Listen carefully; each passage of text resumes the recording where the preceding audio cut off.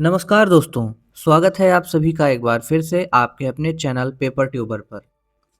अगर आप MSc zoology fourth semester के स्टूडेंट हैं, खासकर प्रोफेसर राजेंद्र सिंह रज्जू भैया यूनिवर्सिटी पीआरएसयू से, तो आज का ये वीडियो आप सबके लिए बहुत इम्पोर्टेंट है क्योंकि आज हम बात करेंगे इस सेमेस्टर में क्या पढ़ना है, एग्ज़ाम होगा या नहीं होगा, इंटरनल प्लस एक्सटर्नल सिस्टम इसमें क्या है जो कि सिलेबस में दिया गया है, और सबसे इम्पोर्टेंट मास्टर डिसर्टेशन क्या होता है।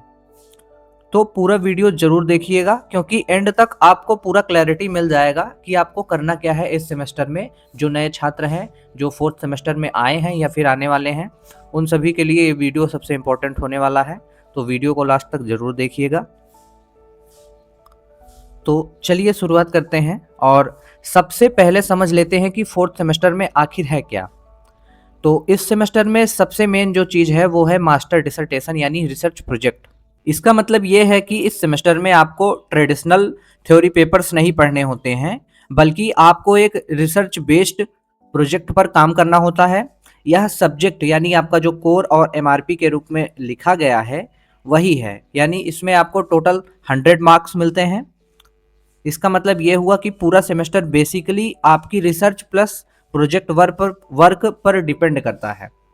तो अब बात करते हैं एग्ज़ाम सिस्टम की, जो कि आपका ये जो एग्ज़ाम होगा वो CIE यानी कंटिन्यूअस इंटरनल एवोल्यूशन बेस्ड होगा। इसका मतलब ये होता है कि आपको जो इंटरनल मार्क्स मिलते हैं, यानी आपका जो इंटरनल एग्ज़ाम होता है, ये मार्क आपको आपके टीचर देंगे।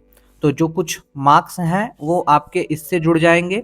इसमें आपका क्या क्या शामिल हो सकता है, इसमें आपका जो है वाइवा, प्रेजेंटेशन, जो आप प्रोग्रेस रिपोर्ट बनाते हैं, असाइनमेंट बनाते हैं या फिर प्रैक्टिकल करते हैं, तो वो आपको जो है पूरे सेमेस्टर में एक्टिव रहना पड़ेगा। वो आपको आपके टीचर देंगे ये मार्क्स। और अब बात कर लेते हैं ETE यानी एक्सटर्नल एवोल्यूशन की। तो जो एक्सटर्नल एवोल्यूशन है ये होता है फाइनल एवोल्यूशन, यानी इसमें यूनिवर्सिटी करवाती है। ये जो एवेल्युएशन होता है वो यूनिवर्सिटी करवाती है। लेकिन ध्यान देने वाली बात यह है कि इस सेमेस्टर में जो ट्रेडिशनल रिटन एग्ज़ाम होते थे वो इस सेमेस्टर में नहीं होंगे, बल्कि आपका डिसर्टेशन एक्सटर्नल एग्जामिनर चेक करेगा। यानी आपका जो ये पूरा पेपर होगा फोर्थ सेमेस्टर में वो आपका एक डिसर्टेशन टाइप है, जो आपका कोई बाहर से एग्जामिनर आएगा वो चेक करेगा, वो आपका मॉडरेटर होगा। तो उसी के हिसाब से काम होगा। तो अब बात कर लेते हैं यहाँ पर जो कोर लिखा हुआ है इसका मतलब क्या है। कोर का मतलब होता है कंपलसरी सब्जेक्ट, यानी आपको ये पढ़ना ही पढ़ना है, आपको अनिवार्य है, ये ऑप्शनल नहीं है, आप इसे स्किप नहीं कर सकते हैं। और इस केस में जो मास्टर डिसर्टेशन ही आपका कोर सब्जेक्ट है। तो इस हिसाब से अब आते हैं सबसे इम्पोर्टेंट पार्ट पर। मास्टर डिसर्टेशन आखिर होता क्या है। यह एक रिसर्च प्रोजेक्ट होता है जिसमें आपको किसी एक टॉपिक पर स्टडी करनी होती है। और इसका प्रोसेस ऐसे होता है जैसे आपको एक टॉपिक अलॉट होता है, फर्स्ट सेमेस्टर में ही आपको टॉपिक अलॉट कर दिया जाता है। अगर नहीं किया गया है तो इस बार आपको बता दिया जाएगा।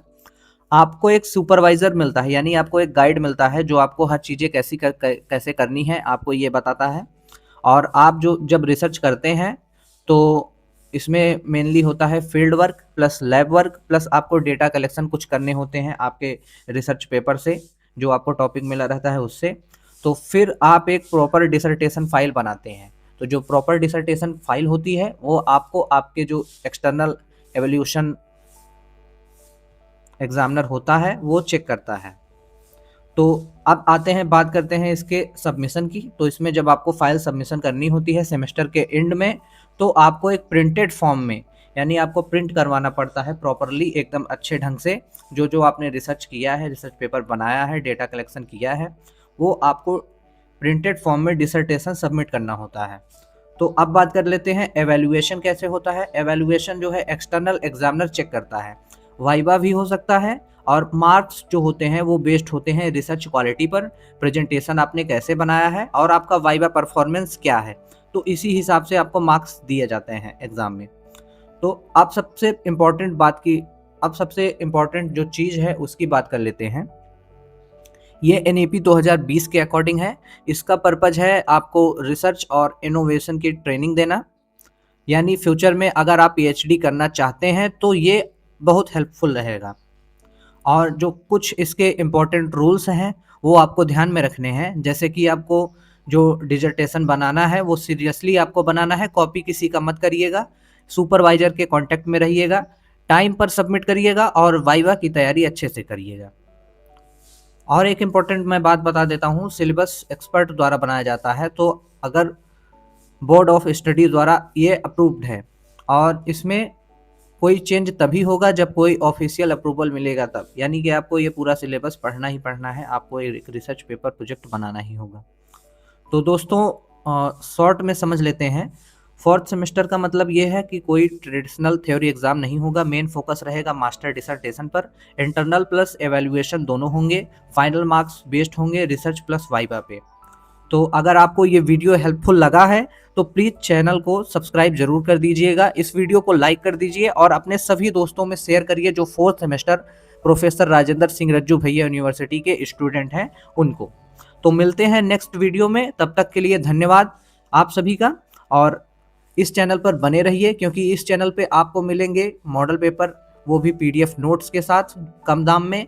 और अगर आप सेकेंड सेमेस्टर के स्टूडेंट हैं या फिर आपके कोई दोस्त या फिर पड़ोस में सेकंड सेमेस्टर के स्टूडेंट हैं तो उनको भी ये चैनल जो है ज़रूर शेयर करिएगा, क्योंकि मैंने उसमें पेपर्स और मॉडल पेपर्स पीडीएफ नोट्स तैयार किए हैं जो उनके बहुत काम आएंगे।